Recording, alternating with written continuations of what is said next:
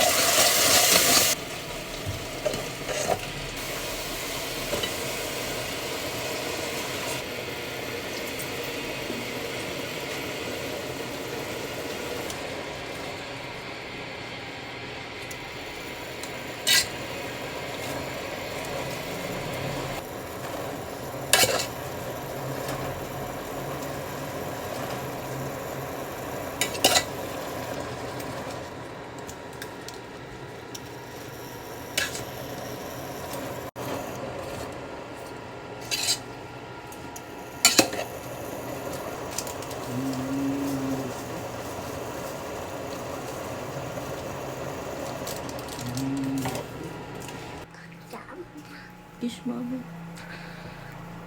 Kiss. I love you. Say I love you, mama. Ganda-ganda mo naman, ah. So pretty mo naman, ah. So pretty. Anong gagawin ko dito? Hindi. Paki-timpla po ng milk.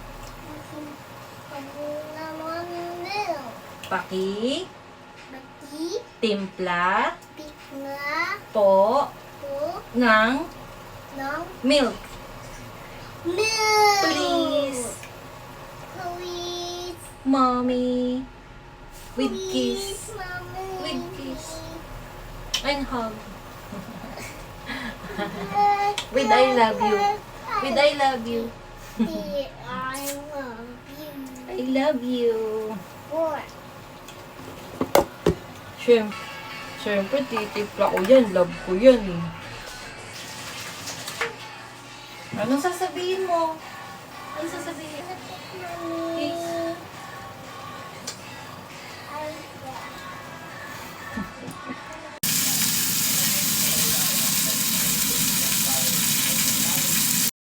Dapat hindi kayo pupula. Dok, sabi mo sa intro ng video, hindi ako maguguto. Sabihin natin for lunch, ang technique tayong ituturo later para hindi agad tayo magugutom kahit onti yung ating kinakain. So ganyan po, everyday tinatrack ko po yung aking kinakain. So ito yung yesterday, several days before. So nakatrack po lahat yan. So download nyo lang po yung MyFitnessPal para meron kayong pang-track ng pagkain. Alam ko meron ding ibang app na ating cardio na hindi nakakapagod. So hindi po kasi lahat ng fat burning mechanism sa katawan ay kailangan nating gumalaw ng very intense. Meron po mga low intensity na daily activities na talaga nakatulong din sa pag-burn ng mga fitness. At isa na dyan yung daily walking. So sinasabi nila 10,000 steps a day, 7,000 steps a day. Wala naman pong magic number, basta maging consistent lang po tayo na gumagalaw throughout the day. Paglinis ng bahay, paglinis ng kotse, consider din po yan nandito. Non-exercise activity, thermogenesis. Important po na daily tayo gumagalaw kahit anong klase po ng meat yan kasi nakaka-burn po ito ng at least 200 calories per day. So malaking bagay po yan pag naipon in the long run. So yung ano po tatapusin ang video na to, again, tandaan niyo po na hindi kailangan parusahan ang ating sarili. Marketing lang ng mga nagbebenta ng watch. Dapat po aware lang tayo sa ating kinakain and aware tayo kung paano gumagana yung katawan natin. Kung gusto mong malaman yung mga akala mong healthy na pagkain pero hindi pala, ito yun. And please subscribe to my YouTube channel. Siyempre, pagka-onset, kayang bilangin. Kasi kung subscribe nyo, isa po yun sa mga dahilan. Kaya nagtutuloy-tuloy. Doc Alvin.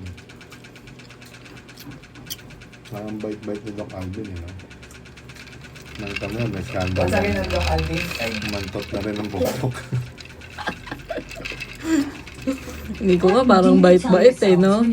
Maloko-loko lang, eh. Well, right now I'm in the heart.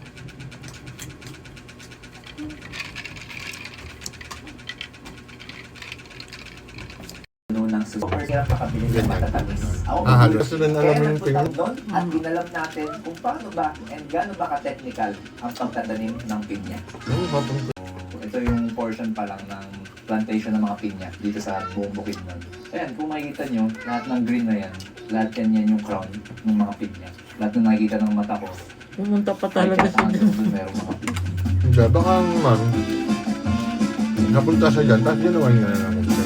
So, Hindi naman yung resepto na content, punta pinya. siya. So, Hindi naman meron siguro tayong ba mga yun? BPEs, yung gloves. Baliktad naman siguro. Nakapos tayo.